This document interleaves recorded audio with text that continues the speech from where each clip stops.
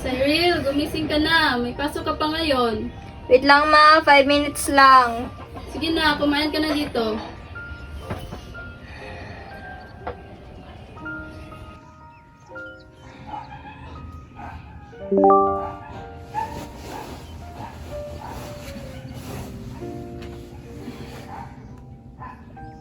Ganda-ganda, ha? Di naman maganda. Fishy girl. Pilit mo yan, te. Nakakasira ka ng araw. Gosh, parang basura.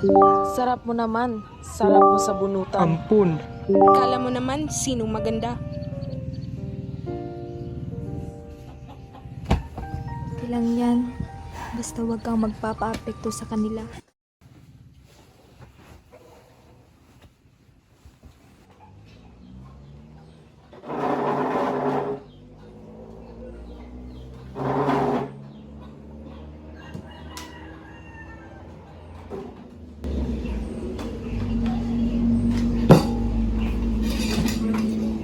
Pasensya ka na lang. Ito lang ulam natin.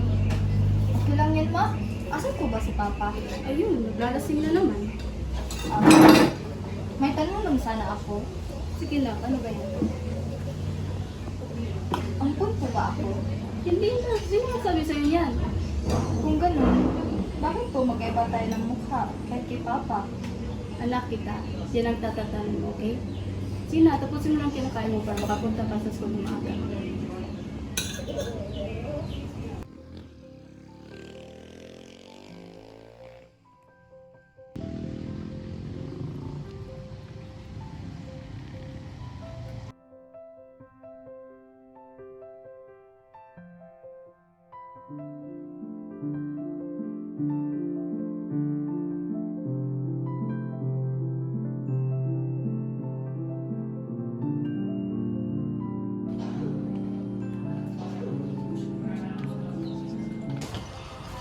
Sino yung nasa post ko dito? Oo, ngayon. Tingin maganda. Ang kapal ang mukha mo sa ambon na yun. Our topic for today is about solving logarithmic equation and inequality. Our first problem is logarithm x plus 4 to the base of 3 equals 6. So we have x plus 4 equals 3. Hoy, bakit ngayon ka lang? Asa na yung assignment mo? Bilisan mo, dali. Malilintikan ka sa akin.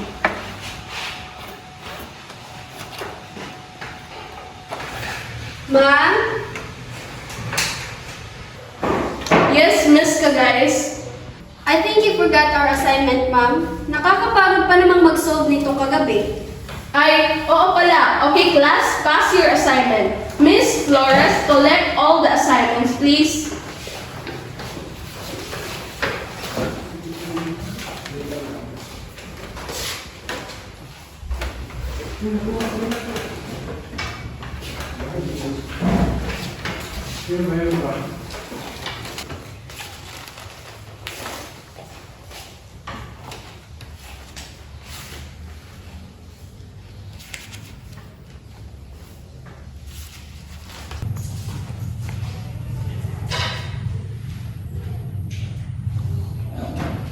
I see your assignment earlier at parehong-pareho kayo ng sagot. Ma'am, I'm not a liar. Ako po totoong nagsagot niyan. I spent 2 hours on studying niyan kagabi. And I'm pretty sure Miss Sahuna knew it. Kaya siguro hindi siya nakapag-study dahil sa poor situation ng family niya. At bulong-bulungan pa naman na lasinggero ang papa niya. Alam mo, Miss Kagais, hindi estado sa buhay ang basihan sa merkao o utak ng isang tao. Mas mahalaga pa rin ang respeto at katapatan. Alam ko na ang totoo, kaya warning na to sa iyo. Sa susunod na gagawin mo pa to, hindi ako mag-aantupinig isuspindi ka.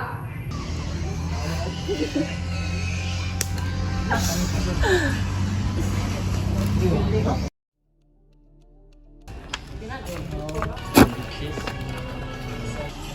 girl, what happened? You look so... Can you please just shut up?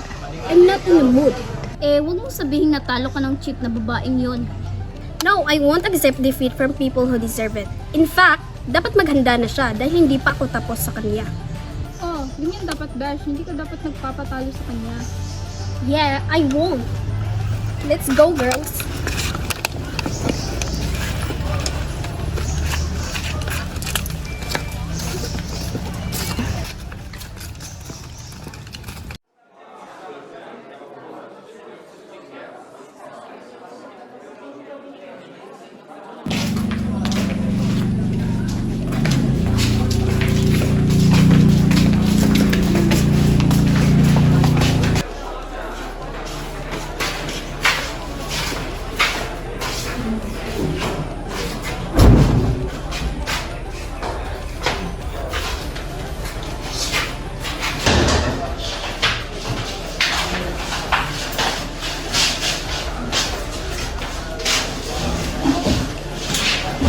Kahit kailan talaga epal ka, no?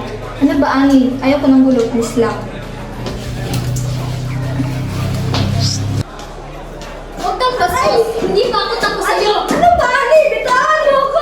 Nang dahil sa'yo, muntik na ako masuspend! Ano ba, Ani? Wala na ako namang ginawa sa'yo! Anong wala? Hey girls, bakit di ka natin siya gawa ng kwento? Hashtag the girl at the bathroom. Agree ako dyan. Ang sama-sama niyo! Mas masakit pa kayo sa'yo! Alam mo, mas mabuting maligo ka muna para mawala yung kate at baho sa katawan mo.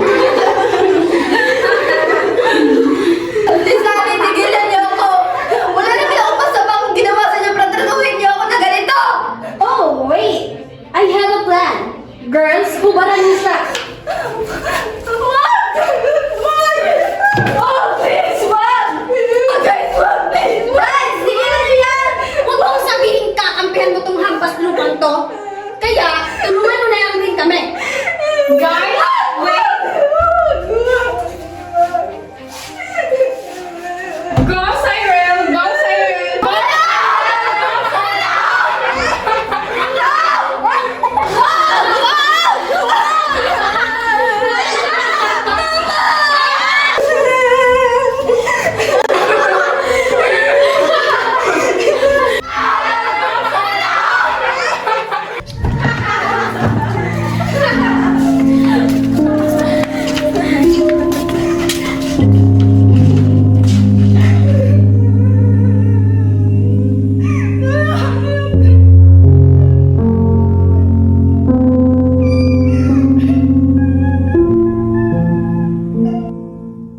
Shot, pare.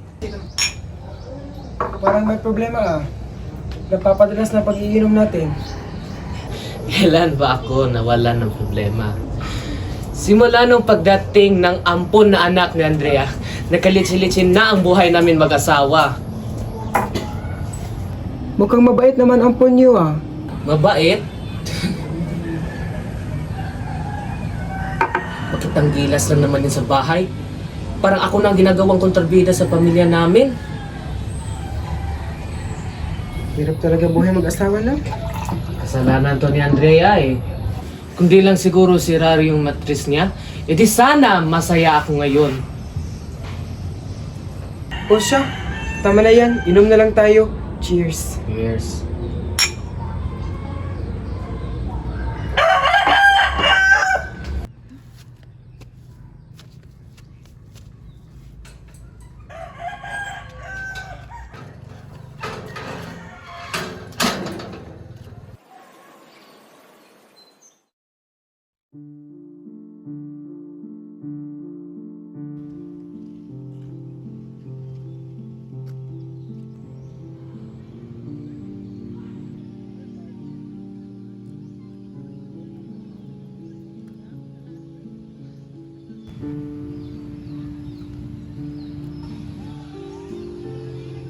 Pare, siya ba to? Ang ano? Skandal ba yan? Patingin nga.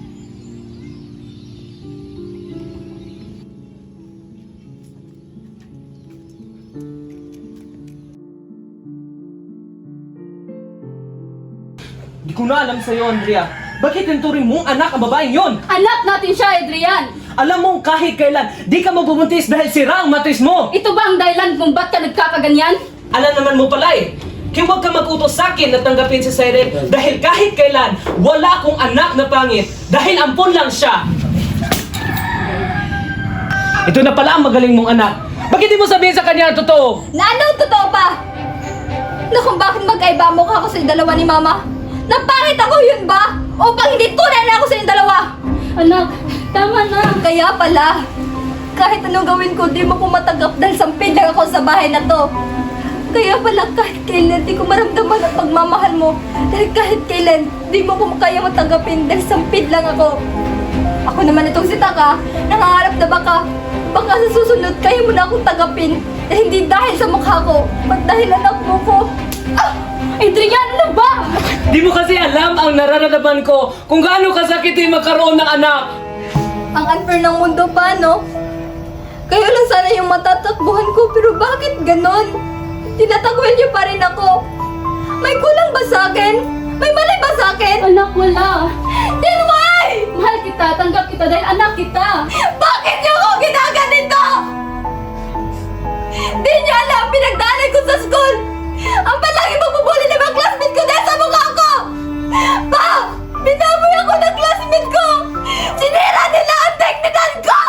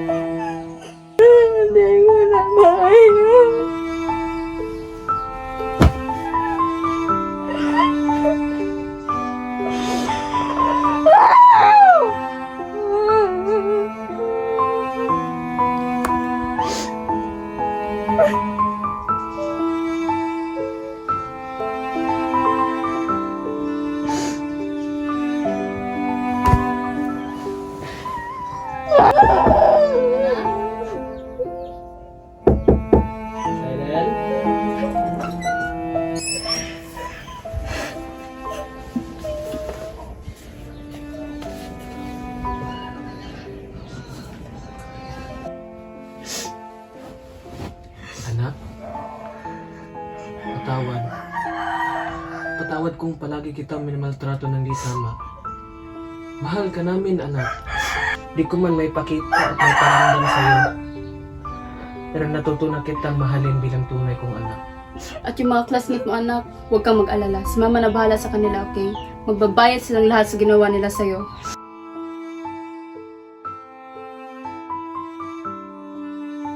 Maraming salamat sa lahat.